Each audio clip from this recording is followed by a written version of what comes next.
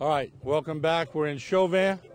There's a part of this story that I want to describe to you because I sort of caught it on the tail end, but I want to make sure I get it right. Tell me about the rescue that went on. My brother-in-law and his son, Jeremiah, my nephew, we got in touch with him. My son, Tikim, called him to let him know that his dad and the other three fellas was hunkered down in our only shed we had left. And he called back to let him know that he was coming to pick him up. It took him an hour and 20 minutes, but he was determined, and he came get them 4 guys out of that shed right here. Okay, all right, but tell me, first of all, what's your name? Jimmy Thibodeaux. Jimmy Thibodeaux, okay. And I saw your son bolted out of here, so he didn't want to be on camera. Jimmy, what happened?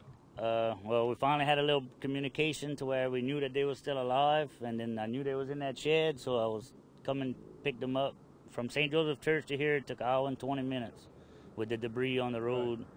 And what, did 2 boats flip back here from what I heard? Yeah, well, 2 right here straight across. That one's on the land. Mine's is on the land over there. And Daryl flipped further down. It was 4 people. They had alligators on the road right here waiting, you know, with the snapping their jaws. Wow. And Daryl flipped in his boat, from what I understand, and he made it out a small window. Yeah, that's what I know. They was all in the shed whenever I got them. Well, tell me about the drive to here. You said that I'm sure there was debris all over, but alligators were on the road? Yeah, once I passed the bridge right here, they had 3 different alligators on the road, and they wasn't moving. They were snapping their jaws. Like, I guess they just had a ride of their life, you know. And they were just staying on the highest part they could get on. Yeah, yes, sir. Yeah. Big gators? 8 to 10. That's pretty big. Yeah, all right. So what were you thinking on that ride? What were the winds like when you were heading this way? It had laid down to probably 50. It wasn't as bad. Okay. It was the telephone poles was the hardest thing to maneuver around. Had to back into the driveways and pull out on the other side of the poles, but I wasn't gonna let them stay in the shed. They was freezing when I got here. I had brought towels. Right. It was all trembling. It was cold and full of diesel. That's incredible. Did you ever think in your lifetime you would experience something like this? No, I didn't think it was gonna be this bad. Yeah. And what do you do for a living? Carpenter work. Yeah, and commercial fisherman. Yeah. It looks like more now carpentry, right? Yeah, we didn't even start back yet. We don't.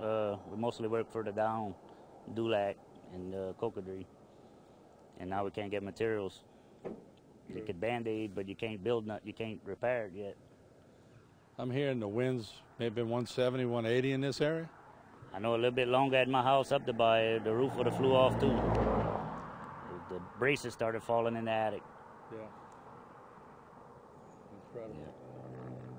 Yeah. And, but cleaned up pretty good now, but a month ago it didn't look like that. No, not that night for sure. It was full of mud. Right when you crossed the bridge, it was almost to the top of the Boudreaux Canal bridge. Yeah. Right there. Mm-hmm. No doubt.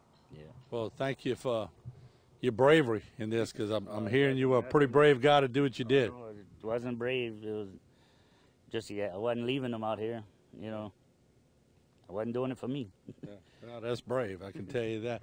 And this is just one of the stories you hear as you travel. And I've always said, if you come down the bayous of Terrebonne and Lafourche, there's a resilience that is just second to none.